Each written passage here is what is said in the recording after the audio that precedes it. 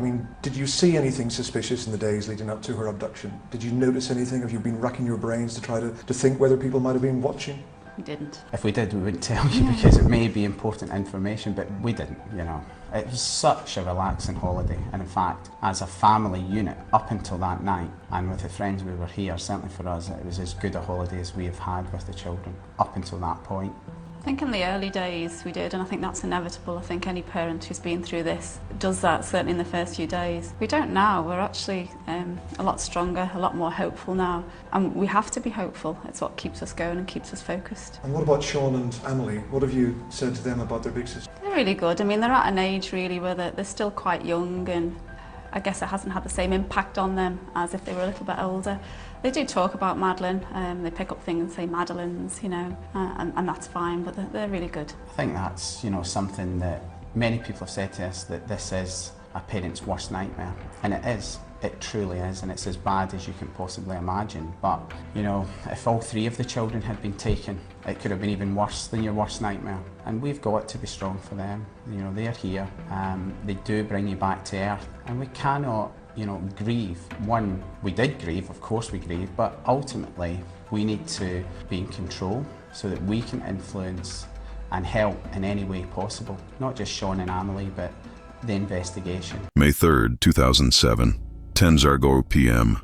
Praia da Luz, Portugal. Kate McCann walked back to apartment 5A to check on her 3 sleeping children. She opened the door.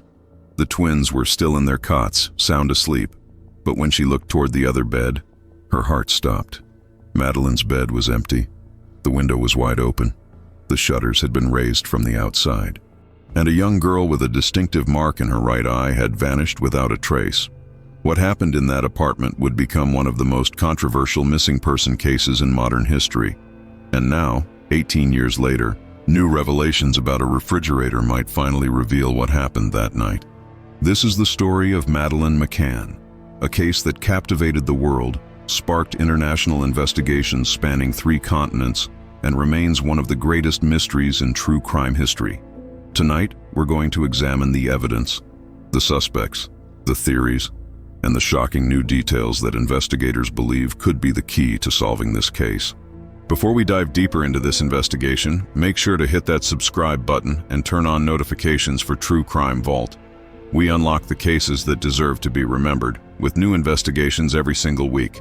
And if you think you know what happened to Madeleine McCann, drop your theory in the comments below. This case has divided investigators for nearly 2 decades, and your perspective matters. Don't forget to hit that like button as well. It helps us bring you more in-depth investigations like this one. Madeleine Beth McCann was born on May 12, 2003 in Leicester, England. She was the eldest child of Kate and Jerry McCann. Kate worked as a general practitioner, while Jerry was a cardiologist at Glenfield Hospital. Madeleine had 2 younger siblings, twins named Sean and Emily, who were born in February 2005. The family lived in Rothley, a village in Leicestershire, and by all accounts, they were a close, loving family who valued their time together. Madeleine was known for her bright personality and infectious smile. Friends and family described her as an energetic, curious child who loved books and enjoyed playing with her younger siblings. She attended a local nursery where teachers remembered her as engaging and sociable. But she also had a unique physical characteristic that would become crucial to the investigation and would be broadcast across television screens worldwide. She had a rare eye condition called coloboma, a distinctive marking in her right eye where the iris had a radial streak extending from the pupil to the edge of the eye. This marking affected approximately 1 in 10,000 people, making it extremely rare. Investigators believed it would make Madeleine instantly recognizable anywhere in the world. It should have made finding her easier. Instead, it became one of the most haunting details of her disappearance, a feature that would appear on millions of missing person posters but would never lead to her recovery. In the spring of 2007, the McCann family decided to take a vacation to Portugal. They traveled with a group of friends, colleagues from Jerry's medical practice, and their respective families. The group consisted of 7 adults and 8 children in total. They chose the Ocean Club Resort in Praia da Luz, a small coastal village in the Algarve region of southern Portugal.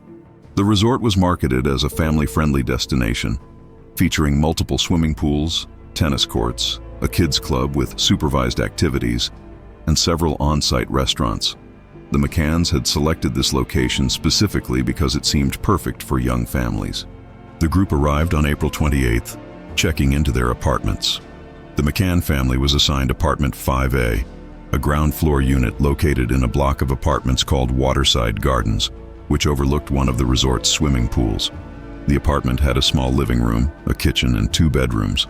The layout was simple but functional. The master bedroom was to the right of the entrance, and the children's bedroom was to the left. The children's room contained 2 small beds and a travel cot for the twins. It seemed like the perfect place for a relaxing family holiday, far removed from the stress of their busy medical careers back in England. The group fell into a comfortable routine over the next several days. During the daytime hours, the children attended the resort's kids club, a supervised program where trained staff organized games, activities, and outings for children of various ages. Madeleine attended each day, participating enthusiastically in the activities. The staff members who worked with her during that week would later tell investigators that she seemed happy, well-adjusted, and showed no signs of distress. While the children were at the kids club, the adults relaxed by the pool, played tennis, and enjoyed the resort amenities. In the evenings, the routine was equally consistent. After picking up their children from the kids club, the families would return to their apartments. The adults would prepare dinner for the children, give them baths, and put them to bed. Then, after the children were sleeping, the parents would gather for dinner at the Tapas restaurant, an open-air dining area located in the resort complex, approximately 180 feet from the apartment block where the McCanns were staying. The restaurant was close enough that parents felt comfortable checking on their sleeping children every 20 to 30 minutes throughout the evening. The Ocean Club Resort offered babysitting services and an evening drop-in creche where parents could leave children while they dined, but the group had decided against using these services. They preferred to have their children sleeping in their own beds in familiar surroundings, and the proximity of the restaurant to the apartments seemed to make regular checking a safe and reasonable compromise. This arrangement seemed safe. It seemed reasonable. Many of the other families staying at the resort were doing exactly the same thing. But on the night of May 3rd, everything changed forever. That evening followed the same pattern as the previous nights. The McCanns returned to apartment 5A with their 3 children around 5:30 p.m. They prepared dinner for Madeleine and the twins, who ate in the apartment. After dinner, Kate gave the children their baths and dressed them in their pajamas. Madeleine chose pink and white pajamas with a pattern on them, an outfit that would later become tragically recognizable to millions of people. By 7:30 p.m., all 3 children were in bed in the small bedroom. Kate made sure the window was closed and locked. She left the bedroom door slightly ajar because Madeleine preferred it that way, saying she didn't like the dark. The parents then prepared themselves for dinner. At approximately 8:30 p.m., Kate and Jerry left the apartment through the patio doors, which they left unlocked to allow for easy re-entry during their periodic checks. They walked the short distance to the Tapas restaurant where their friends were already gathering. The table they occupied that night had a partial view toward the apartment block, though the specific apartment could not be seen from the restaurant due to intervening buildings and vegetation. What happened over the next 90 minutes has been analyzed, debated, questioned, and reconstructed thousands of times by investigators, journalists, and armchair detectives around the world. The timeline of that evening has been established through witness statements, restaurant receipts, and mobile phone records. At 8:30 p.m., the group gathered at the table and ordered drinks. The atmosphere was relaxed and friendly. At some point shortly after 9:00 p.m., Matthew Oldfield, one of the friends in the group, left the table to check on his own children in a nearby apartment. At the same time, Jerry McCann also stood up, telling the group he was going to check on their children. At 9:05 p.m., Jerry McCann entered apartment 5A through the unlocked patio doors. He walked through the living room toward the children's bedroom. As he approached, he noticed the bedroom door was open wider than Kate had left it, but he thought perhaps it had swung open on its own, or that one of the children had gotten up. He entered the room and looked at the beds. All 3 children appeared to be sleeping peacefully. Madeleine was lying in her bed under the covers. The twins were in their cots. Everything appeared normal. Jerry used the bathroom in the apartment, then exited back through the patio doors, locking them behind him. He returned to the restaurant at approximately 9:10 p.m., telling his friends that all was well. This was the last confirmed sighting of Madeleine McCann by anyone in her family. At approximately 9:10 p.m., as Jerry was returning to the restaurant, another member of the group named Jane Tanner left to check on her own children. Her path took her along the street that ran in front of the apartment block where the McCanns were staying. As she walked past the entrance to the McCanns' apartment building, she saw something that would later become one of the most analyzed and controversial pieces of evidence in the entire investigation. She saw a man carrying a child. The man was walking quickly, moving away from the apartment complex in the direction of the outer road that led toward the beach. Jane Tanner would later describe the man as approximately 5 feet 7 inches tall, with dark hair that was slightly longer and unkempt. He was wearing a dark jacket, possibly brown or burgundy, and light-colored trousers, possibly beige or tan. The child in his arms appeared to be wearing pink pajamas. The child's arms were hanging down by the sides of the body, and the head was resting against the man's shoulder. At the time, Tanner thought nothing of the sighting. She assumed it was simply a father carrying his sleeping child back to their accommodation after an evening out. She continued on to her own apartment, checked her children, and returned to the restaurant. She mentioned seeing the man to the group, but again, no one thought anything suspicious about it at that moment. But this sighting would become absolutely critical to the investigation. The timing placed it within minutes of when Jerry McCann had been inside the apartment. The location was directly outside apartment 5A, and the description of the child's clothing matched what Madeleine had been wearing when she was put to bed. Around 9:30 p.m., another friend in the group, Matthew Oldfield, offered to check on the McCann children while checking on his own. His apartment was near the McCanns, and it seemed efficient to check multiple apartments in one trip. Matthew approached apartment 5A and listened at the door. He could hear no sounds, no crying, no movement. He later told investigators that he stood by the door for a moment, considering whether to enter, but decided it wasn't necessary since he could hear nothing to indicate a problem. He did not enter the children's bedroom. He did not physically see any of the 3 children. This decision, this single moment of not physically checking the children's room, would later be questioned extensively by investigators and would haunt Matthew Oldfield for years to come. Had he stepped inside and looked into that bedroom, he might have discovered Madeleine missing 30 minutes earlier, potentially changing the entire outcome of the case.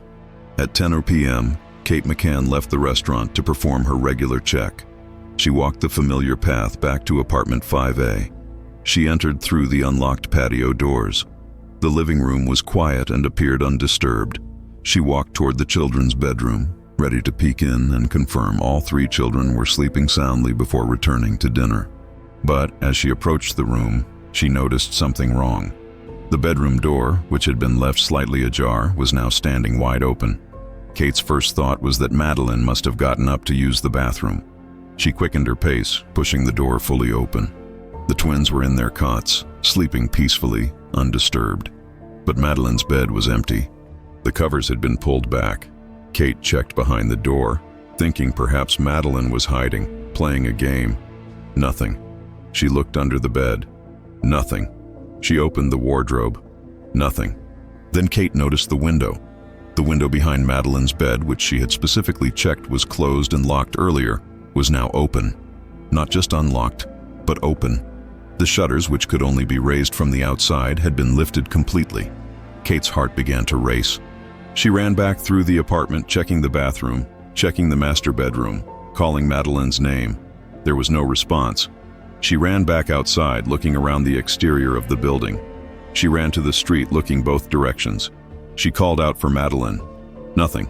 Kate raced back to the tapas restaurant, her voice breaking with panic as she screamed words that would echo around the world and would appear in thousands of news reports over the next 2 decades.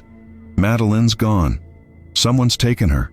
The table erupted in confusion. Jerry McCann immediately sprinted toward the apartment. The other parents in the group followed. By the time they reached apartment 5A, Jerry was inside, searching frantically, calling his daughter's name, looking in every space where a young child might hide or be hidden. But Madeleine was not there. The next minutes descended into controlled chaos. The other parents in their group began organizing a search. Some ran through the resort grounds, checking around swimming pools, in gardens, behind buildings. Others went to the beach, searching the sand in the darkness, calling Madeleine's name into the night air. Resort staff were alerted and immediately joined the search. The resort manager contacted local authorities. Other guests, hearing the commotion and learning that a child was missing, volunteered to help. Within 20 minutes, dozens of people were combing the resort and surrounding area, searching anywhere a young child might be found. At 10:41 p.m., exactly 41 minutes after Kate McCann discovered Madeleine missing, the Portuguese National Guard, known as the GNR, received the first official call about the disappearance. Officers were dispatched immediately. The first GNR officers arrived at the Ocean Club Resort at approximately 11:05 p.m. They conducted an initial assessment of the situation, secured apartment 5A to prevent contamination of potential evidence, and began taking statements from the McCanns and their friends. By 11:50 p.m., the case had been elevated and handed over to the Polícia Judiciária, Portugal's criminal investigation department, which handles serious crimes including kidnapping. A specialized forensic team arrived at the scene at 12:30 a.m. on May 4th and began processing apartment 5A as a crime scene, photographing the rooms, dusting for fingerprints, and collecting potential evidence. Search and rescue operations intensified throughout the night. Trained search dogs were deployed to track any scent trails. The dogs worked through the resort grounds, but the scent trails went cold near the outer perimeter of the complex. Police helicopters equipped with thermal imaging cameras flew grid patterns over Praia da Luz and the surrounding countryside, searching for any heat signature that might indicate a small child. The maritime police launched boats to search the coastline and nearby waters, concerned that if Madeleine had wandered toward the beach, she might have entered the water. Firefighters from Lagos and surrounding communities arrived with additional search equipment and personnel. Members of the Red Cross organized into search teams. Civil protection volunteers scoured the scrubland and rural areas surrounding the village. But despite hundreds of people searching through the darkness, despite police dogs tracking through every corner of the resort, despite helicopters scanning with advanced technology, despite roadblocks being established on major roads throughout the region, there was no sign of Madeleine McCann. By dawn on May 4th, as the sun rose over Praia da Luz, a young girl had vanished completely from a locked resort, from a room where her siblings slept undisturbed, leaving behind only questions, theories, and a devastated family. The initial investigation moved with remarkable speed. Within hours of the disappearance, the case had become national news in Portugal. By the afternoon of May 4th, it was international news. Madeleine's photograph, with her distinctive coloboma clearly visible in her right eye, appeared on the front pages of newspapers across Europe. British media, in particular, seized on the story with intense interest. The British newspaper The Daily Telegraph published their first article at midnight on May 4th, just 2 hours after the disappearance was reported. The headline read, "3-year-old feared abducted in Portugal." By the morning news cycle, every major British newspaper was running the story as front-page news. Television news programs devoted extensive coverage to the case. Within 48 hours, Madeleine McCann's face was one of the most recognizable in the world. The speed and scale of media coverage was absolutely unprecedented for a missing child case. Several factors contributed to this extraordinary media attention. First, the McCanns were articulate, sympathetic figures who could effectively communicate with the press. Second, the case occurred in a popular tourist destination frequented by thousands of British families, making it resonate deeply with the public. Third, the circumstances of the disappearance, a child taken from a locked resort room while parents dined nearby, touched on universal parental fears. And fourth, the distinctive coloboma gave the story a unique visual element that made Madeleine instantly recognizable. These factors combined to create a perfect storm of media interest that would sustain coverage for years. On May 5th, just 2 days after the disappearance, Chief Inspector Guilhermino Encarnação of the Polícia Judiciária held his first official press conference. Standing before a room packed with Portuguese and international journalists, Encarnação confirmed that authorities were treating the case as a suspected abduction. He mentioned that investigators had developed a basic sketch of a potential suspect based on witness descriptions, though this sketch was not yet ready for public release. But he provided few additional details, citing Portuguese law that requires criminal investigations to remain confidential while active. This aspect of Portuguese legal procedure would become a source of significant frustration for the British media and public, who were accustomed to more transparent police communications. By May 6th, police made their first apparently confident statement. They announced they had identified a suspect and believed Madeleine was still alive and remained in the local area. This statement generated enormous hope among the McCann family and the public. Trained search dogs continued to work through the Ocean Club Resort, which at the time housed approximately 1,000 guests and staff. The dogs searched apartments, storage areas, vehicles, and the surrounding grounds. Officers conducted door-to-door inquiries throughout Praia da Luz, interviewing residents and asking about any suspicious activity observed on the night of May 3rd or in the days preceding it. However, by May 8th, just 5 days after the disappearance, the tone from the Policia Judiciaria began to shift. Chief Inspector Encarnação admitted publicly that investigators were no longer certain whether Madeleine was alive or deceased. This change in language was significant and troubling. It suggested that the investigation was not progressing as investigators had initially hoped. It implied that despite the massive search effort, despite the witness interviews, despite the forensic examination of the apartment, authorities had found no solid leads pointing to Madeleine's location or to the identity of her abductor. On May 9th, Interpol issued a yellow notice to all 190 member countries, formally requesting international assistance in locating Madeleine McCann. A yellow notice is used specifically for missing persons, especially children, and ensures that law enforcement agencies worldwide are alert to the case. Portuguese media reported that investigators were following two primary lines of inquiry at this stage. The first theory suggested abduction by an international organized crime network involved in child exploitation. This theory was based partly on the seemingly professional nature of the abduction, with no forensic evidence left behind, and partly on reports of suspicious individuals photographing children at the resort in the days before Madeleine disappeared. The second theory suggested abduction by an illegal adoption network. This theory posited that Madeleine might have been taken by individuals or groups who sell children to couples unable to adopt through legal channels. Both theories assumed Madeleine had been taken by someone with a specific criminal purpose, someone who had planned the abduction in advance. British law enforcement agencies quickly became involved in supporting the investigation. Specialist officers from Leicestershire Police, the McCann's home jurisdiction, traveled to Portugal to provide liaison support for the family and to facilitate communication between British and Portuguese authorities. British child protection experts, including officers with experience in international child abduction cases, offered their expertise to Portuguese investigators. The British government, responding to intense public and media pressure, pledged full cooperation with the Portuguese investigation. Then a disturbing piece of information emerged that would add another layer of concern to the case. British police reportedly informed their Portuguese counterparts that approximately 130 individuals with previous convictions for offenses against children had been identified as having traveled to the Algarve region in the weeks immediately before Madeleine's disappearance. These were British nationals whose movements were being monitored due to their criminal histories. The presence of so many convicted offenders in the area raised urgent questions about whether Madeleine had been specifically targeted by someone with a history of crimes against children, or whether her abduction was an opportunistic crime by someone who happened to be in the area. Despite the massive investigation, despite hundreds of officers working the case, despite international cooperation and enormous public attention, by May 11th, investigators were forced to admit they had made little progress.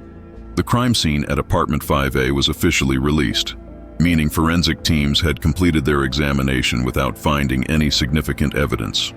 2 days later, on May 13th, exactly 10 days after Madeleine disappeared, police held another press conference and publicly admitted for the first time that they had no clear suspects in custody or under active surveillance. The only investigative avenue they were willing to discuss publicly involved examining thousands of photographs taken by tourists who had been at the Ocean Club Resort around the time of Madeleine's disappearance. Investigators hoped that someone might have inadvertently photographed the abductor or captured an image that would provide a crucial clue. This admission of limited progress was devastating for the McCann family and troubling for the public that had been following the case so closely. Where was Madeleine? Who had taken her? Why was there so little evidence? These questions dominated media coverage and public discussion. But on May 14th, the investigation suddenly seemed to break open with a dramatic development that would dominate headlines for weeks. At 7 a.m. on May 14th, 11 days after Madeleine's disappearance, a large contingent of Portuguese police officers, including forensic specialists, descended on a property called Casa Liliana. The house was located just 150 yards from the Ocean Club Resort, close enough that someone standing outside could easily see the apartment blocks where the McCanns had stayed.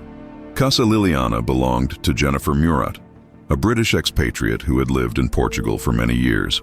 The property was a substantial villa with extensive grounds, outbuildings, and a swimming pool. Police sealed the property with crime scene tape and began a methodical search that would last throughout the day.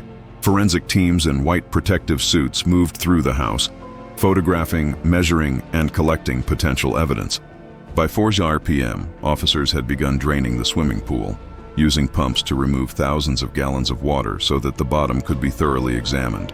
The sight of police searching the pool generated intense media speculation. Was this where Madeleine's body had been hidden? Journalists and camera crews surrounded the property, broadcasting live updates as the search continued. 3 people were brought from the house to the police station in Portimão for questioning. The longest interview was with Jennifer Murat's son, Robert Murat, who held dual British and Portuguese citizenship. Robert Murat, 33 years old at the time, had become a familiar figure in Praia da Luz in the days following Madeleine's disappearance.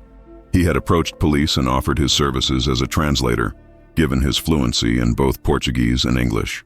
He had been present at the Ocean Club Resort multiple times, speaking with journalists, assisting with search efforts, and making himself generally available to help with the investigation.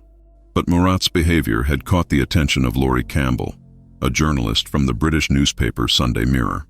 Campbell had been in Praia da Luz covering the story since the early days of the investigation. She found Murat's constant presence unusual. She felt he was inserting himself into the investigation in ways that seemed inappropriate or suspicious. On May 13th, Campbell contacted Portuguese police and reported her concerns, specifically mentioning Murat as someone who warranted closer investigation.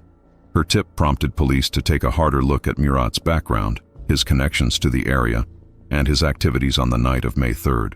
When police began investigating Murat more thoroughly, several factors emerged that increased their suspicion.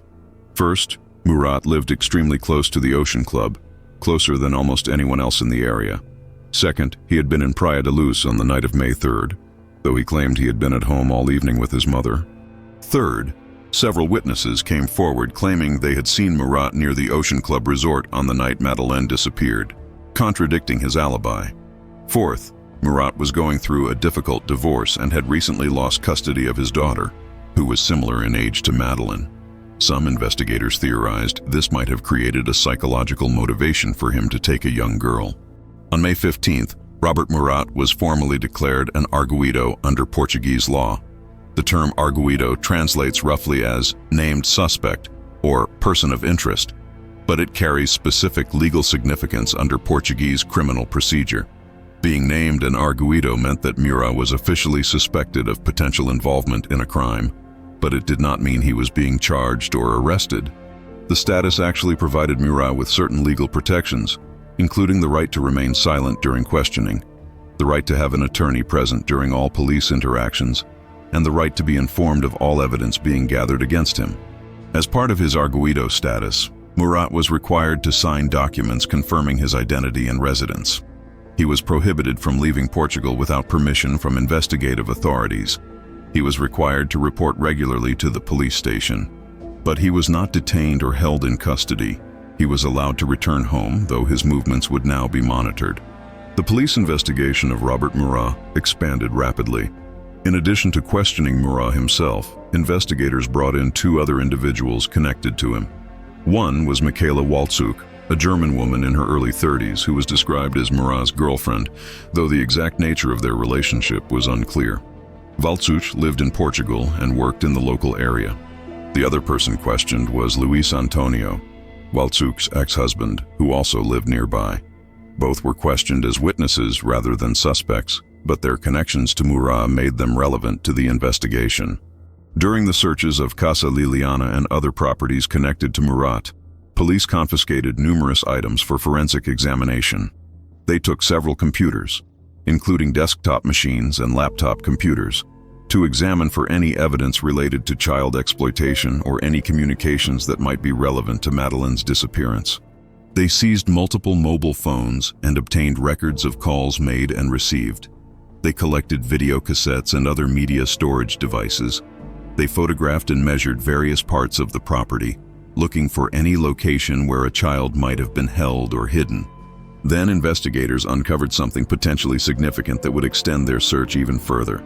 The architect who had originally designed the Ocean Club resort complex, including some of the private villas in the area, contacted police with important information. He informed them that Casa Liliana had a hidden basement area that was not immediately visible from the main floor of the house.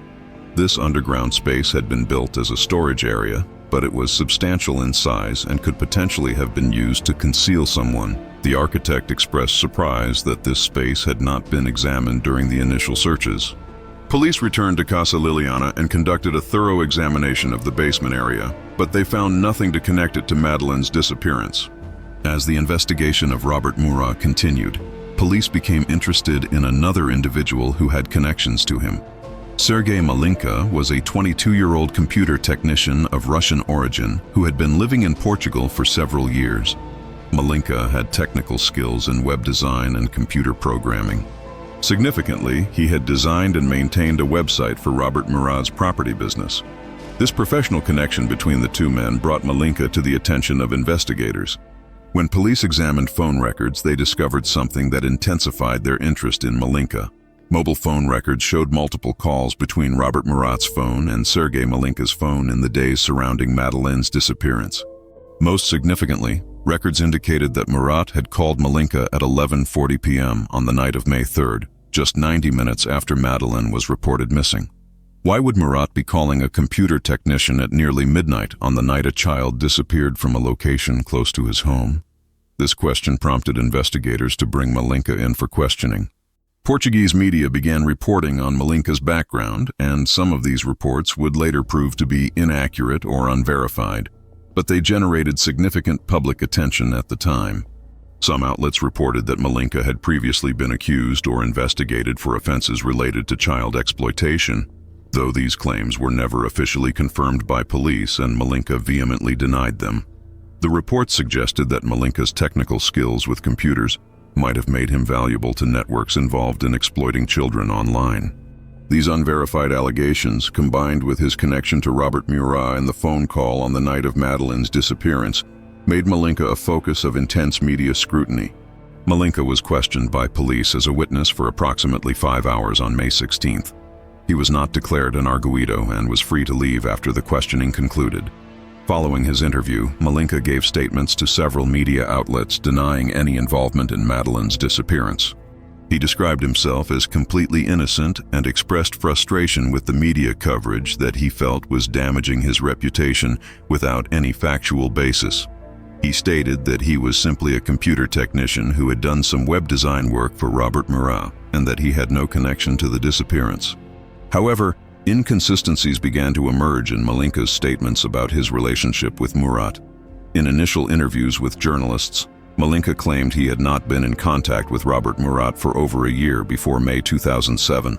When questioned further, he revised this statement, saying it had been approximately 3 months since they had last spoken. But mobile phone records, at least according to media reports, allegedly showed not only the call on the night of May 3rd, but multiple other communications between the two men in recent weeks. These contradictions raised questions about why Malinka might be minimizing his connection to Murat. Despite all this circumstantial evidence, despite the suspicious phone calls, despite the proximity to the crime scene, despite the inconsistent statements, Portuguese police found nothing concrete to justify arresting either Robert Murat or Sergei Malinka. No physical evidence linked them to apartment 5A. No witnesses could definitively place them at the scene of the abduction. No forensic evidence connected them to Madeleine McCann. By late May, while both men remained persons of interest, the investigation appeared to have reached another frustrating dead end. On May 19th, investigators from the Polícia Judiciária traveled to London to interview Dawn Murat, Robert Murat's ex-wife. They wanted to understand the timeline of the couple's separation, the custody arrangements for their daughter, and whether there had been any concerning behavior by Murat that might be relevant to the investigation. The interview yielded no breakthrough information. By May 23rd, Portuguese investigators decided to re-interview several witnesses connected to the Murat investigation. They brought in Michaela Walczuk, Murat's alleged girlfriend, for a second round of questioning. They also re-interviewed her ex-husband, Luis Antonio. The decision to conduct these follow-up interviews suggested that investigators still harbored suspicions about Murat and his circle, but they were struggling to develop evidence that would justify more aggressive action. Robert Murat, for his part, began to push back against the investigation and the media coverage. He gave limited interviews protesting his innocence and describing how the case had destroyed his life. He claimed he had volunteered to help with the investigation out of genuine concern for a missing child and horror that such a thing had happened so close to his home. Instead of being thanked for his assistance, he had been declared a suspect. His home had been searched, his possessions had been seized, and his reputation had been obliterated. Murat stated that he felt he had become a scapegoat, someone police could point to in order to give the appearance of progress when the investigation was actually going nowhere. He said his only hope of restoring his reputation would be for Madeleine's actual abductor to be caught, proving his innocence. Throughout the summer of 2007, the investigation continued with diminishing returns. Thousands of photographs taken by tourists at the Ocean Club were examined. Hundreds of witness statements were taken and reanalyzed, but no breakthrough emerged. The investigation seemed to be losing momentum, and media coverage, while still extensive, began to take on a more critical tone. Questions were being asked about the competence of the Portuguese police. British media, in particular, began to suggest that the investigation was being mishandled, that critical evidence was being overlooked, and that the focus on Robert Murat had caused investigators to miss other important leads. Then, in early September 2007, after months of apparent stagnation, the case took a shocking and completely unexpected turn that would dominate headlines for months and would forever change public perception of the case. The Policia Judiciaria brought Kate and Jerry McCann, Madeleine's own parents, in for formal police questioning. And at the conclusion of those interrogations, both parents were declared arguidos, official suspects in the disappearance of their own daughter. The theory that led to this devastating development centered on the possibility of accidental death, followed by concealment. Portuguese investigators had developed a hypothesis that Madeleine might have died accidentally in apartment 5A on the night of May 3rd, possibly from an accidental overdose of sedative medication that the parents had allegedly given to help the children sleep, or possibly from an accident such as a fall while her parents were at dinner. The theory suggested that when Kate McCann discovered Madeleine unresponsive or deceased at 10 p.m., she and her husband panicked. Rather than calling for medical help and reporting the death, which would have revealed they had left young children unsupervised and possibly medicated, the theory proposed they decided to hide the body and stage an abduction. This theory, which seemed almost unthinkable given the McCanns' apparent anguish and their months of public appeals for Madeleine's return, was supported by several pieces of forensic evidence that had emerged during the summer investigation. The most significant evidence came from specially trained British cadaver detection dogs that were brought to Portugal in late July to assist with the investigation. These dogs, handled by British expert Martin Grime, were among the most highly trained and reliable forensic animals in the world. Cadaver dogs are trained to detect the unique scent compounds produced by human decomposition, compounds that are distinct from other biological materials. These dogs had been used successfully in numerous criminal investigations and had excellent track records for reliability. When the dogs were brought to Praia da Luz and allowed to examine apartment 5A, they reportedly alerted to several locations within the apartment. According to police reports, one dog alerted behind the sofa in the living room of apartment 5A, indicating the possible presence of cadaver scent in that location. The dog also alerted in the corner of the master bedroom where the McCanns had slept. These alerts were interpreted by some investigators as suggesting that a deceased body had been present in the apartment at some point, even if only briefly. But even more significantly, the cadaver dogs were also used to examine vehicles. When they were brought to a parking area where the McCanns' rental car was parked, the dogs alerted strongly to the trunk of the vehicle. This was remarkable because the McCanns had not rented this car, a Renault Scenic, until May 27th, a full 25 days after Madeleine disappeared. If a cadaver had been in the trunk of this vehicle, it meant that Madeleine's body had been moved long after the initial disappearance, suggesting ongoing concealment rather than immediate abduction. Forensic samples were collected from all the locations where the dogs had alerted. These samples, which included biological materials, fabric fibers, and trace evidence were sent to the Forensic Science Service laboratory in Birmingham, England, for detailed analysis. The laboratory used advanced DNA testing techniques to try to identify the source of the biological materials. According to reports that later leaked to Portuguese and British media, the DNA analysis produced results that were described as a partial match to Madeleine McCann. The biological material found in the trunk of the rental car contained genetic markers that appeared consistent with Madeleine's DNA profile. However, the sample was described as incomplete, degraded, and containing DNA from multiple contributors, making definitive identification impossible. The forensic scientists reportedly stated that while the profile was consistent with Madeleine, it could not be conclusively proven to be her DNA to the standard required for criminal prosecution. Nevertheless, when combined with the cadaver dog alerts, this DNA evidence led Portuguese investigators to develop their theory of accidental death and concealment. The hypothesis was that Madeleine had died in apartment 5A, that her body had been initially hidden somewhere in the apartment, possibly behind the sofa where the dog had alerted, and that later, after the family rented the car on May 27th, the body had been moved to a more permanent hiding location, leaving trace DNA evidence in the trunk of the vehicle. This theory required the McCanns to have maintained an elaborate deception for nearly 4 months, participating in searches, giving tearful press conferences, traveling Europe to publicize their daughter's disappearance, meeting with government officials and even the Pope, all while knowing their daughter was deceased. It suggested a level of coldness and calculation that seemed incompatible with everything the public had observed about the family's behavior. But Portuguese investigators felt the forensic evidence was compelling enough to warrant declaring the parents as official suspects. Kate McCann was questioned for 11 hours over 2 days in early September. During these interrogations, according to later reports, police presented her with their theory and the forensic evidence supporting it.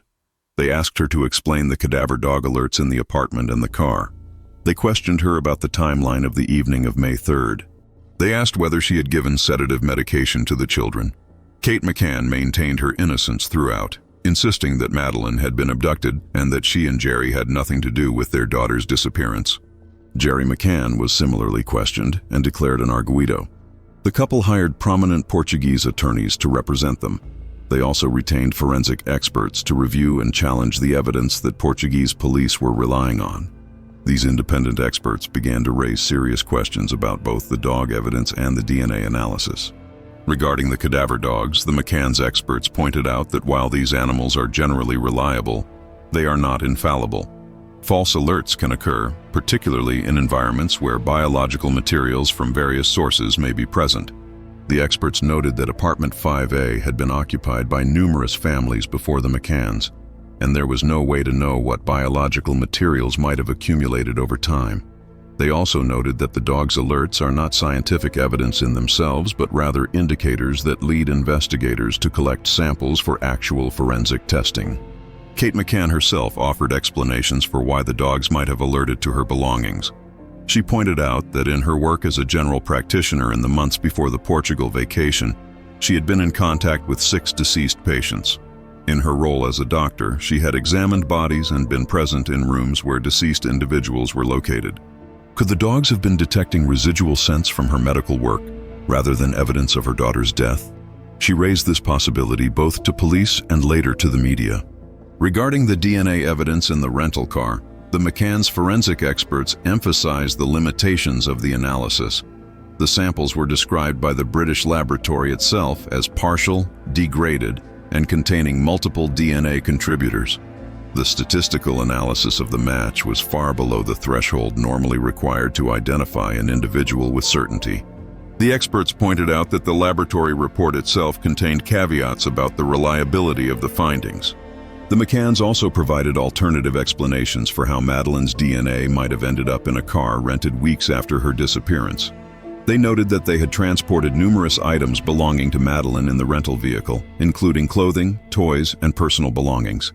Kate mentioned specifically that she had put Madeleine's sandals in the trunk of the car, sandals that the child had worn extensively and that would naturally contain her skin cells and possibly other biological materials.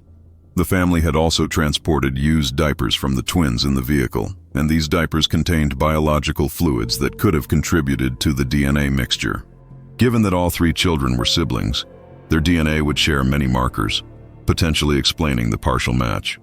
As these competing explanations were debated in the media and in legal proceedings, the case became increasingly polarized. Some people believed the Portuguese police theory and felt the McCanns were guilty of at least criminal negligence, if not something worse. Others believed the McCanns were innocent victims of a flawed investigation and that the real abductor had never been properly pursued because police had become fixated on the parents. This division in public opinion would persist for years. The decision to declare the McCanns as arguidos created an unprecedented international media storm.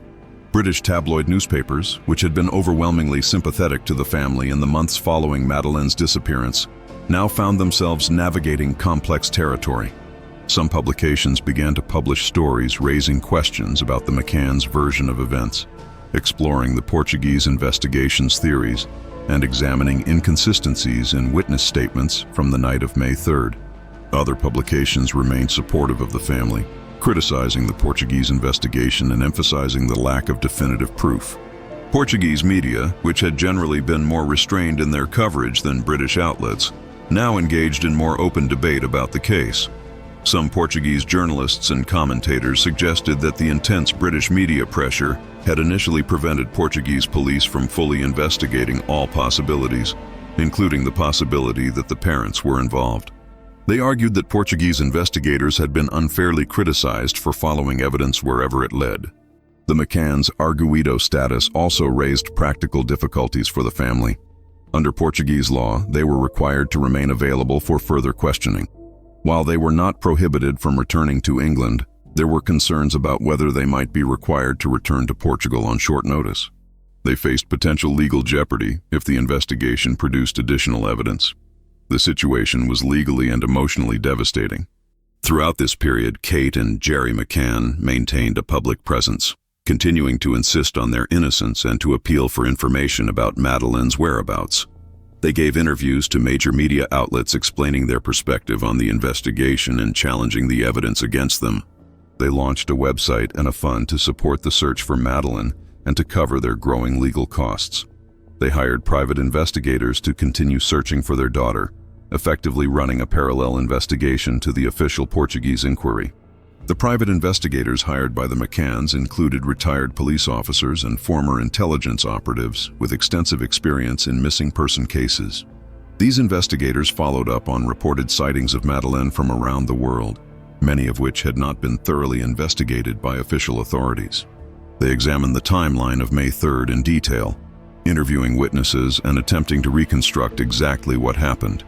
They investigated alternative theories of the abduction, including the possibility of involvement by international criminal networks. Despite having access to the McCann family's substantial financial resources, and despite being freed from some of the bureaucratic constraints that limited official investigations, these private investigators made no breakthrough in locating Madeleine or identifying her abductor. This failure would later be cited by critics as evidence that finding Madeleine was perhaps impossible because she had never left apartment 5A alive. But supporters of the family argued that the investigations were hampered by the passage of time, the contamination of evidence, and the failure of Portuguese authorities to properly secure the scene and pursue leads in the critical first hours after the disappearance. As 2007 drew to a close and moved into 2008, the investigation continued without any resolution. Kate and Adrien McCann remained arguidos. Robert Murat remained an arguido, but no charges were filed against anyone. Then, in July 2008, after 14 months of intensive investigation, Portuguese prosecutors made a significant announcement. The official investigation into Madeleine McCann's disappearance was being formally archived, closed without resolution. The prosecutor's statement indicated there was insufficient evidence to charge anyone with any crime related to Madeleine's disappearance. As part of the archiving process, the arguido status for both the McCanns and Robert Murat was lifted. They were no longer official suspects. The prosecutor's statement specifically noted that while the investigation was being closed, this did not constitute proof of innocence for any party, nor did it constitute proof of guilt. It simply meant that after exhaustive investigation, authorities had been unable to determine with certainty what had happened to Madeleine McCann. The official archiving of the case was a bitter conclusion for everyone involved. For the McCann family, it meant the official search for their daughter was ending without answers. While they were relieved to have their suspect status removed, they were devastated that Portuguese authorities were giving up the investigation. For Robert Murat, the lifting of his arguido status provided some vindication, but his reputation had been severely damaged by more than a year of being publicly associated with one of the most notorious crimes in recent history. For the Portuguese investigators who had worked the case, the archiving represented a frustrating professional failure, an inability to solve a case that had attracted worldwide attention. In the years following the archiving, the case remained in public consciousness, but official investigation activity was minimal. The McCanns continued to push for renewed investigation. They maintained the website and fund. They marked every anniversary of Madeleine's disappearance with public appeals. They lobbied British government officials to pressure Portuguese authorities to reopen the case. They pursued legal action against individuals and media outlets they believed had defamed them or hindered the search for Madeleine. One particularly contentious legal battle involved Gonçalo Amaral, the Portuguese detective who had led the initial investigation before being removed from the case in October 2007. Amaral wrote a book titled The Truth of the Lie, in which he argued that Madeleine had died in apartment 5A and that her parents had been involved in concealing her death. The book was published in Portugal in July 2008 and became a bestseller. The McCanns sued Amaral for libel, arguing that his allegations were false, damaging to their reputation, and harmful to the ongoing search for Madeleine. The legal proceedings dragged on for years, with initial victories for the McCanns being overturned on appeal.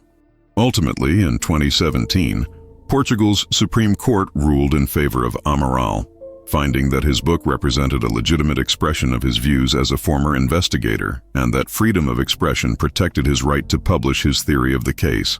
While these legal battles played out, there were occasional developments that briefly reignited public interest in the case. Reported sightings of Madeleine came from various countries around the world. A sighting in Morocco led to investigation of a girl being raised by a family in Marrakech, but DNA testing ruled out any connection to Madeleine. A sighting in India in 2011 generated significant media coverage, but again, DNA testing eliminated that possibility. In 2013, police released age-progressed images showing what Madeleine might look like as she grew older, hoping these images might generate new leads. But year after year, no solid evidence of Madeleine's whereabouts emerged. Then, in May 2011, came a development that would give the McCann family renewed hope. The British government, responding to a direct request from the McCanns and under political pressure from the British public, announced that London's Metropolitan Police would conduct a comprehensive review of the entire Madeleine McCann case. This review, officially named Operation Grange, would be funded by the British Home Office and would involve a substantial team of experienced detectives. Operation Grange officially began work in May 2011, 4 years after Madeleine's disappearance.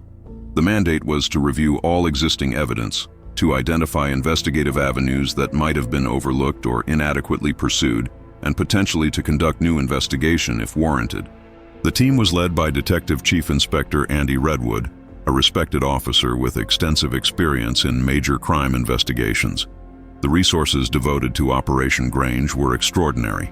At its peak, the team included 29 full-time officers. The investigation would ultimately cost British taxpayers over 14 million euros and would span more than a decade. Operation Grange took a methodical approach. Detectives reviewed more than 30,000 documents related to the original Portuguese investigation. They examined thousands of witness statements. They analyzed forensic evidence. They created detailed timelines and reconstructed the events of May 3, 2007, minute by minute. They identified and interviewed hundreds of potential witnesses who had been at or near the Ocean Club on the night of the disappearance. One of Operation Grange's significant contributions was the development of new descriptions of potential suspects. The investigation re-examined the sighting by Jane Tanner of a man carrying a child near apartment 5A. Detectives also identified another potential sighting that had received less attention in the original investigation. A family from Ireland had been staying at the Ocean Club, and one of the family members reported seeing a man carrying a child on the night of May 3rd, though at a slightly later time and in a slightly different location than Jane Tanner's sighting. Operation Grange produced detailed sketches and descriptions based on these witness accounts. The British investigators also took a different approach to potential suspects than the original Portuguese investigation had. Rather than focusing primarily on Robert Murat or on the McCanns themselves, Operation Grange cast a wider net. They identified several individuals who had been in or near Praia da Luz on May 3rd and who had criminal histories that warranted investigation. They looked into burglaries that had occurred at the Ocean Club Resort in the weeks before Madeleine's disappearance, investigating the possibility that she had been taken during a burglary that went wrong. In 2013, Operation Grange made a public appeal for information about a series of suspicious incidents that had occurred in the Algarve in the years before Madeleine's disappearance. Between 2004 and 2006, there had been multiple reports of a man breaking into vacation rental properties where British families with young children were staying. In several cases, the intruder had entered children's bedrooms. In one particularly disturbing case, a man had assaulted a child in a vacation rental. These incidents had never been solved, and Operation Grange investigators believed they might be connected to Madeleine's disappearance. Throughout this period, Operation Grange maintained official cooperation with Portuguese authorities, though there were occasional tensions about jurisdiction and investigative approach. British detectives traveled to Portugal numerous times to conduct interviews and to follow up on leads. Portuguese police provided access to evidence and assisted with logistical support for the British investigation. Despite years of work and millions in expenditure, Operation Grange initially struggled to produce any breakthrough that would solve the case. By 2015, 8 years after Madeleine's disappearance, the investigation was scaled back significantly. The team was reduced from 29 officers to just 4. It appeared that even this massive investigative effort would ultimately join the long list of failures to answer the question of what happened to Madeleine McCann. But then, in June 2020, came the announcement that would transform the case once again. German prosecutors held a press conference to reveal that they had identified a new prime suspect in Madeleine's disappearance. His name was Christian Brueckner, and according to German prosecutor Hans Christian Wolters, authorities had evidence that Madeleine McCann was deceased and that Brueckner was responsible for her death. This announcement came as a shock, not only because a new suspect had been identified after 13 years, but because of who this suspect was and what his background revealed. Christian Brueckner was a 43-year-old German national with an extensive criminal record spanning more than 25 years. He had convictions for theft, drug trafficking, and multiple serious crimes against children spanning decades. His criminal history painted a picture of a dangerous individual who had been in and out of prison repeatedly, and who represented a serious threat to public safety, particularly to children. Brueckner's connection to Portugal was extensive. Between 1995 and 2007, he had lived on and off in the Algarve region, spending years in total in southern Portugal. During his time there, he had supported himself through various means, some legal and many illegal. He had worked odd jobs in the construction industry, in bars, and at the resort areas that catered to tourists. He had also committed numerous thefts, burglaries, and other crimes. Portuguese police had been aware of him as a petty criminal, though he had not been a focus of major investigations. Most significantly for the Madeleine McCann case, phone records and witness statements placed Christian Brueckner in Praia da Luz on May 3, 2007. He had been living at various times in several different locations around the area. At the time of Madeleine's disappearance, his primary residence was a dilapidated farmhouse located in the countryside outside of Praia da Luz, a property that was isolated and provided privacy from neighbors and from casual observation. The first major piece of evidence connecting Brueckner to Madeleine's disappearance was the phone record. On the evening of May 3, 2007, Brueckner's Portuguese mobile phone received a call at 7:32 p.m. The call lasted approximately 30 minutes, ending just after 8 p.m. Cell tower triangulation data from Portuguese telecommunications providers showed that when Brueckner received this call, his phone was actively connected to a cell tower that served the area immediately around the Ocean Club Resort. The location data placed him within a radius that included the apartment where the McCanns were staying. This timing was critical. At 7:30 p.m., Kate and Jerry McCann were putting their 3 children to bed in apartment 5A. By 8:30 p.m., they had left for dinner at the tapas restaurant. The phone call to Brueckner occurred during the exact window when the McCanns were preparing to leave their children alone for the evening. Was this a coincidence? Or was someone calling Brueckner to inform him that a target of opportunity was now available? German investigators also discovered that on May 4th, the day immediately following Madeleine's disappearance, Brueckner had re-registered a Jaguar car that was in his name. The vehicle, which had been registered to Brueckner, was transferred to someone else on May 4th. Why would Brueckner be rushing to transfer vehicle ownership within 24 hours of a child disappearing from an area where he was present? Investigators theorized that if Brueckner had used this vehicle in the abduction, removing it from his name might be an attempt to distance himself from evidence. Witnesses also came forward describing vehicles associated with Brueckner that had been seen in Praia da Luz around the time of Madeleine's disappearance. Several people reported seeing a distinctive Volkswagen camper van from the early 1980s, a model that was unusual and recognizable. This van was white with a yellow or mustard-colored top panel. Police records indicated that Brueckner had owned such a van, and they were able to locate photographs showing him with the vehicle. Multiple witnesses reported seeing this distinctive van parked near the Ocean Club Resort on May 3rd and in the days immediately preceding Madeleine's disappearance. When German investigators began looking into Brueckner's activities in Portugal, they discovered he had connections to several properties in the Praia da Luz area.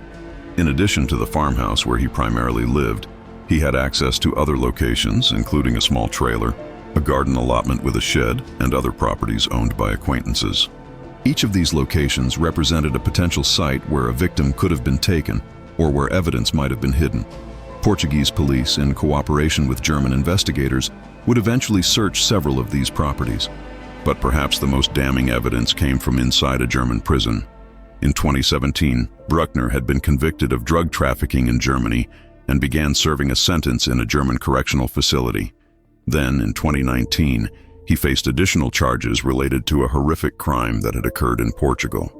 In 2005, an elderly woman living alone in Praia da Luz had been the victim of a brutal attack in her home. An intruder had broken into her residence, had assaulted her, and had stolen from her. The attack had been particularly cruel and violent. For years, the crime had remained unsolved.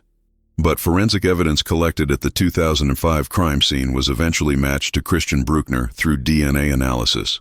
In 2019, Brueckner was convicted of this attack and sentenced to 7 years in prison.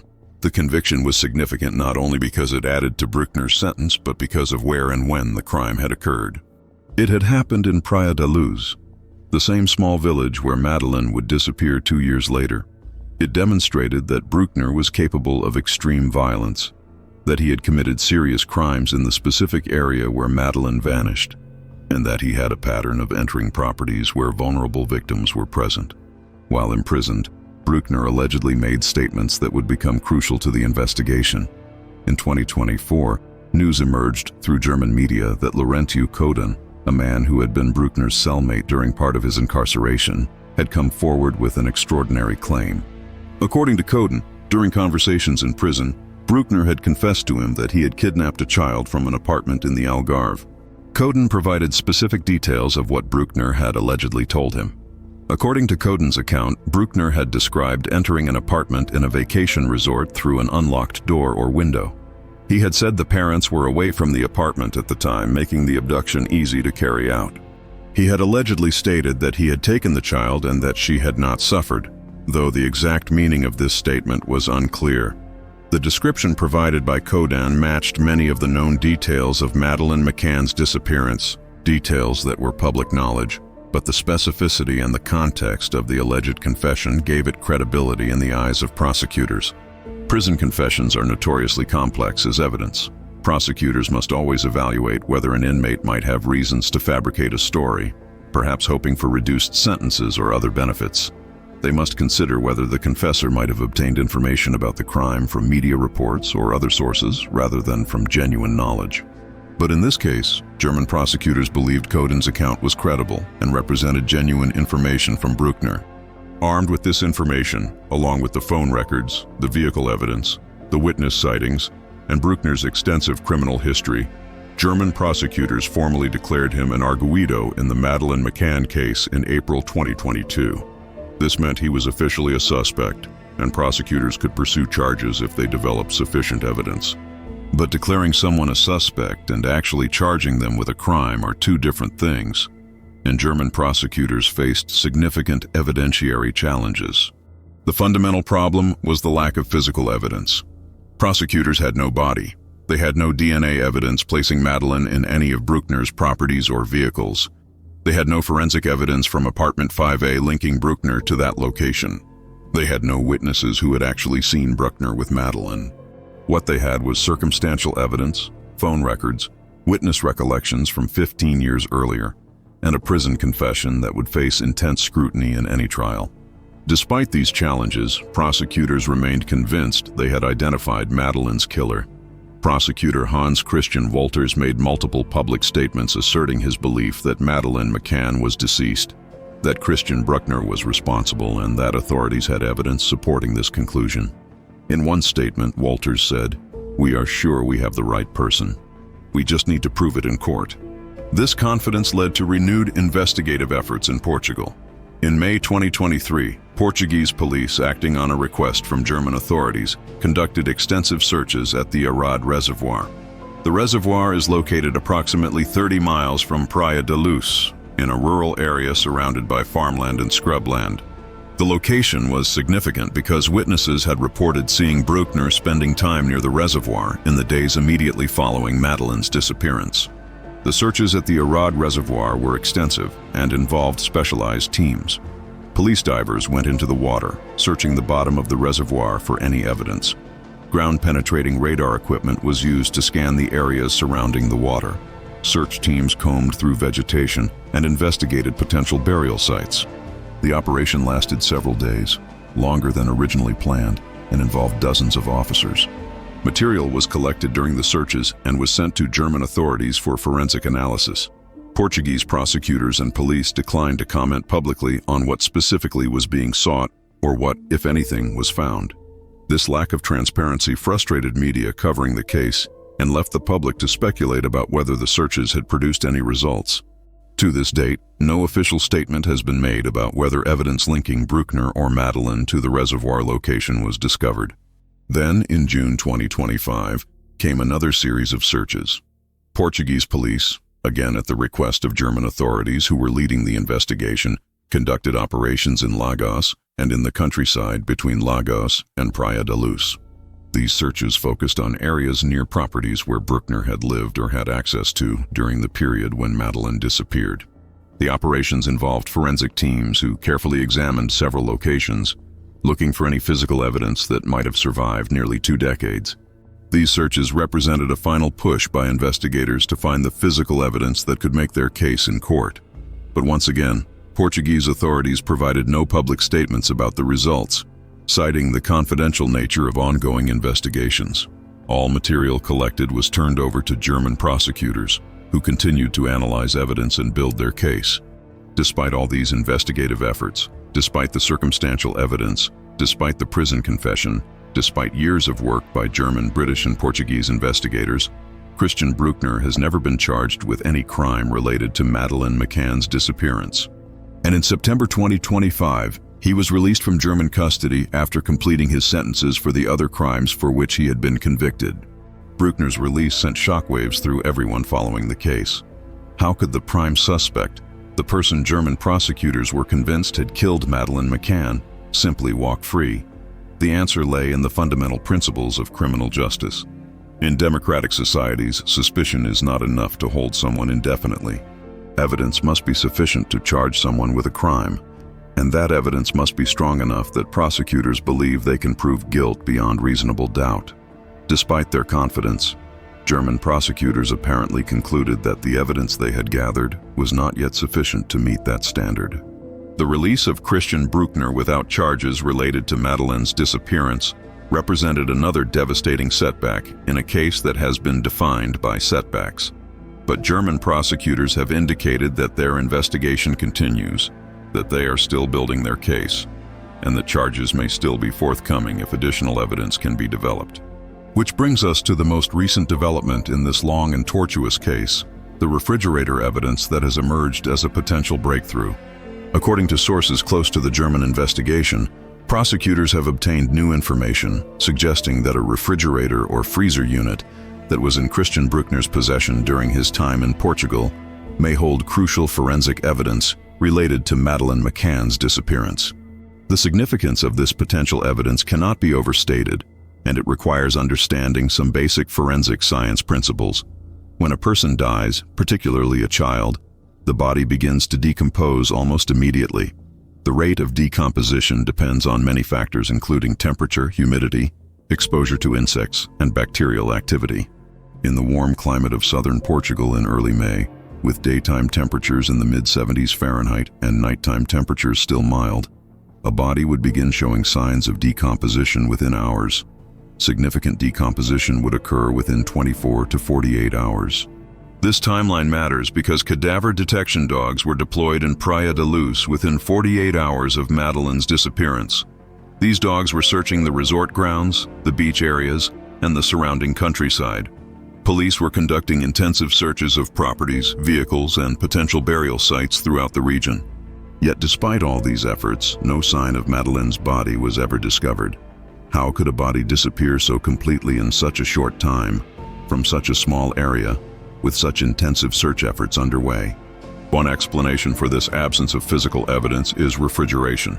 If a body is kept in a freezer or even in a standard refrigerator at temperatures significantly below ambient air temperature, decomposition is dramatically slowed or effectively halted.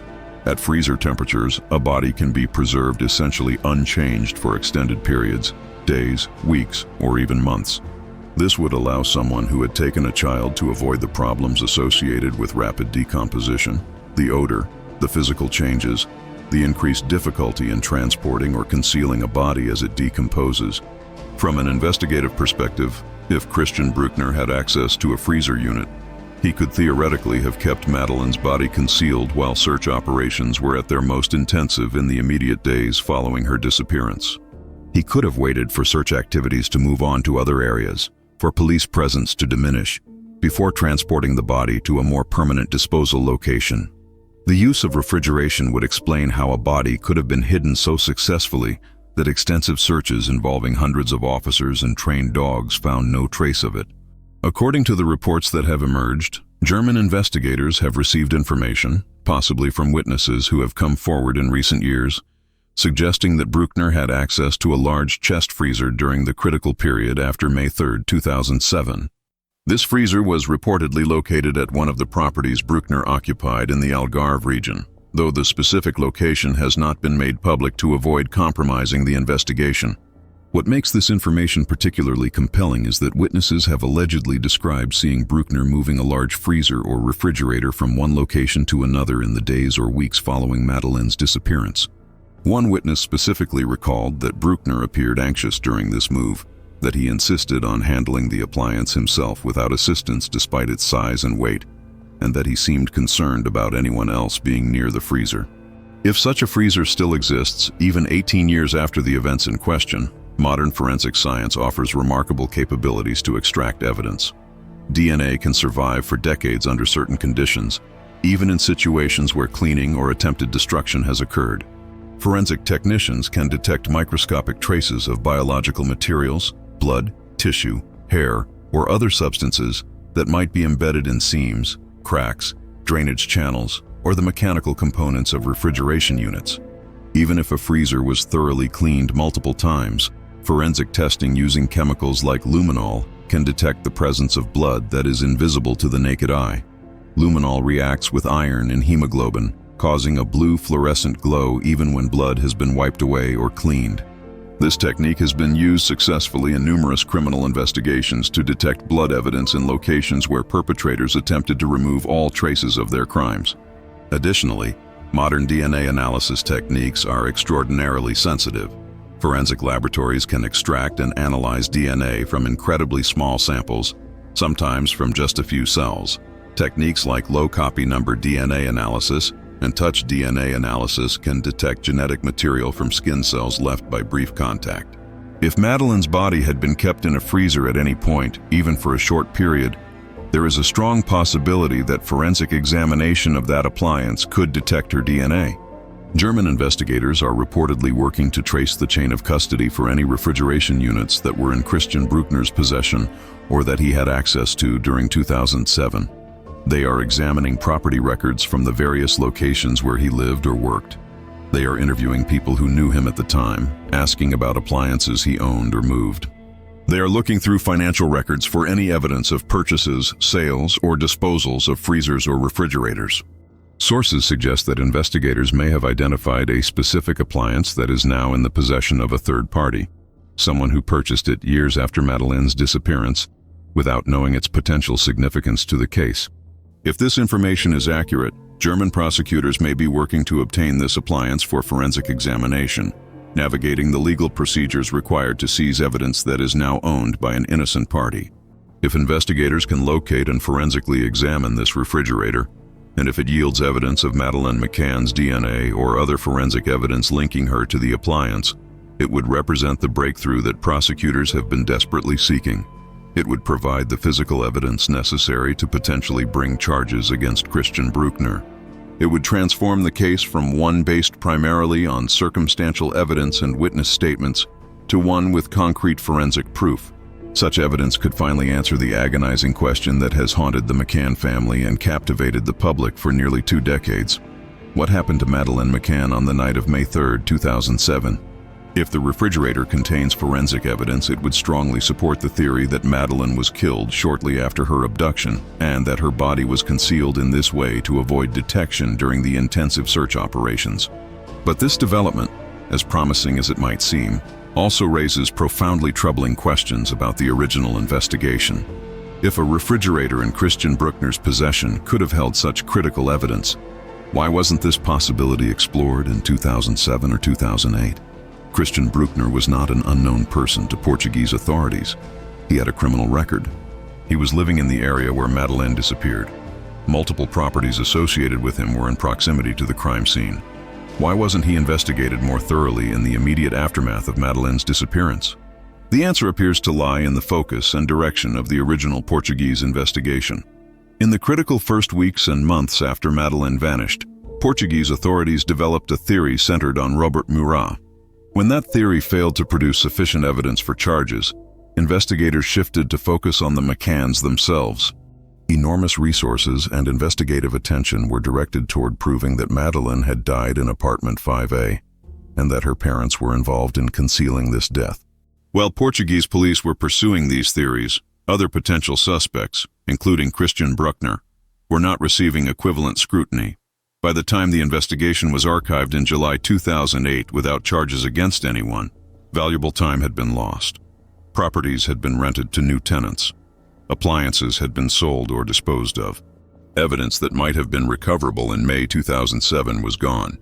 Brueckner himself had left Portugal entirely, moving back to Germany where he would continue his criminal career. It wasn't until Operation Grange was well underway, more than a decade after Madeleine's disappearance, that British investigators began seriously examining other suspects beyond Murat and the McCanns. And it wasn't until German prosecutors became involved, prompted by information they had developed about Brueckner's presence in Praia da Luz, that he emerged as a serious suspect. By the time all of this happened, we were looking at a trail that was 13 years cold. The difficulty of finding evidence after such a delay cannot be overstated. But if the refrigerator theory proves accurate, it may represent one piece of physical evidence that survived the passage of time, perhaps through simple luck, or perhaps because the person who eventually acquired the appliance never knew to dispose of it. The possibility that this one piece of evidence might exist, might be found, and might yield the answers everyone has been seeking, has energized the investigation in a way that hasn't been seen since 2020 when Brueckner was first named as a suspect. The refrigerator angle also helps explain some aspects of the case that have long puzzled investigators and observers. Critics of the theory that the McCanns were involved have always asked a fundamental question. If Madeleine died in apartment 5A, how and when was her body removed without anyone noticing? The apartment was under observation by the McCanns' group of friends throughout the evening. Police arrived within an hour of the disappearance being reported. Forensic teams were on scene by midnight. How could a body have been removed, hidden, and then later transported in a rental car without someone observing this activity?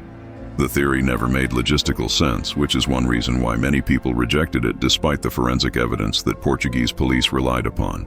But if Madeleine was taken from the apartment alive by an abductor, if she was killed at a different location, away from the resort, the logistical problems disappear.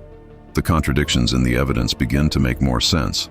Perhaps the cadaver dog alerts in apartment 5A were false positives, responding to old biological materials or being unconsciously cued by handlers who expected to find evidence in certain locations because of the prevailing investigative theory. Perhaps the DNA evidence in the rental car was truly from innocuous sources like Madeleine's clothing and personal items that the family transported. What the refrigerator theory does is shift the entire focus of the case away from apartment 5A and away from the McCanns. It suggests a scenario where Madeleine was abducted by Christian Brueckner, was taken to a location under his control, and whatever happened to her occurred at that separate location. The evidence of what happened might still exist at that location or in appliances that were there, if only investigators can find them. As of late 2025, the investigation continues on multiple fronts. German prosecutors are actively pursuing the refrigerator lead and attempting to locate the specific appliance they believe may contain evidence. British investigators from Operation Grange, though with a much smaller team than at the operation's peak, remain engaged with the case and are coordinating with their German counterparts. Portuguese authorities continue to provide support and cooperation, conducting searches and interviews when requested through formal channels. The McCann family, now facing the 18th anniversary of their daughter's disappearance, continues to maintain hope for answers even as the years pass. Kate and Jerry McCann are now in their mid-50s, their lives forever marked by the events of May 3, 2007. They're twins, Sean and Amelie, who were just 2 years old when their sister vanished, are now young adults who have grown up in the shadow of this tragedy and the intense media scrutiny that has never fully subsided. For the investigators who have devoted years of their careers to this case, the possibility that the refrigerator evidence might finally crack it represents both hope and frustration. Hope that justice might finally be served, that a family might finally have answers, that a case that has haunted so many might be resolved. But frustration that if this evidence does exist, it could have been found years earlier if the initial investigation had been handled differently. The case of Madeleine McCann has become more than just a missing child investigation. It has exposed fundamental flaws in how international investigations are coordinated when crimes occur in tourist areas frequented by people from multiple countries. It has raised difficult questions about media coverage of crimes, about the ethics of speculation, and about the fine line between keeping a case in the public consciousness and descending into exploitative sensationalism. It has sparked debates about parental responsibility, about the safety of children in vacation settings, and about how we balance allowing children freedom with protecting them from harm. It has also demonstrated how a single moment, a single decision, can change lives irrevocably. The decision by Kate and Jerry McCann to leave their 3 children sleeping in an unlocked apartment while they dined 180 feet away was, by their own later admission, a decision they would regret for the rest of their lives. At the time, it seemed reasonable. Other families at the resort were doing the same thing. The restaurant was close. They were checking regularly. The resort felt safe, but that decision created the opportunity for whatever happened to Madeleine to occur. For Kate and Jerry McCann, every single day for the past 18 years has been marked by Madeleine's absence. They have never stopped searching. They have never stopped hoping, even as that hope has been tested by year after year of dead ends and disappointments. They have faced public scrutiny that few people could endure, with their parenting decisions questioned, their motives interrogated, and at times their involvement in their daughter's disappearance seriously suspected. Whatever mistakes they may have made on the evening of May 3, 2007, they have paid for those mistakes 1,000 times over in grief, guilt, and anguish. For the investigators who have worked this case over nearly 2 decades, the frustration of being so close to answers yet unable to definitively prove what happened has been immense. Prosecutors in Germany believe they know who took Madeleine. They believe they know she did not survive. They believe Christian Brueckner is responsible, but belief is not proof. And without proof that meets the high standards required in criminal prosecutions, justice cannot be served through the courts. The investigation continues. German prosecutors have indicated they are preparing a case against Christian Brueckner, though they have not provided a timeline for when charges might be filed. They have stated publicly that their investigation is ongoing and that they are continuing to gather evidence. The search for the refrigerator and any other physical evidence that might exist continues with renewed urgency, driven by the recent information about this potential breakthrough. And around the world, millions of people who have followed this case since that terrible night in May 2007 wait for answers. What really happened to Madeleine McCann? Was she taken by Christian Brueckner, a predator with a history of terrible crimes who was in the right place at the right time to commit what might be his most notorious act? Was her disappearance the result of careful planning, or was it a crime of opportunity? A terrible moment when a vulnerable child crossed paths with someone evil? Or is there still another explanation entirely? One that hasn't yet been uncovered despite decades of investigation by 3 different countries' law enforcement agencies. Could there be information or evidence still waiting to be discovered that would change everything we think we know about this case? The refrigerator may hold the answer. Somewhere, possibly sitting forgotten in a warehouse, a secondhand appliance store, a dump, or perhaps in someone's garage or basement, there may be an appliance that contains microscopic traces of what happened on May 3, 2007, and in the days that followed.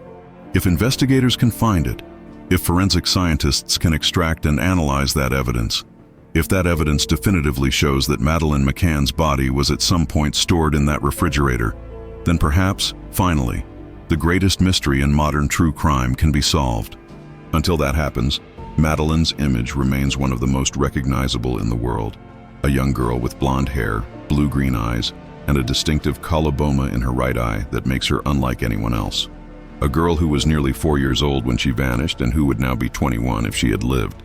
A girl whose face has appeared on millions of missing person posters, in countless news reports, in documentaries and books and endless media coverage. A girl who deserves justice.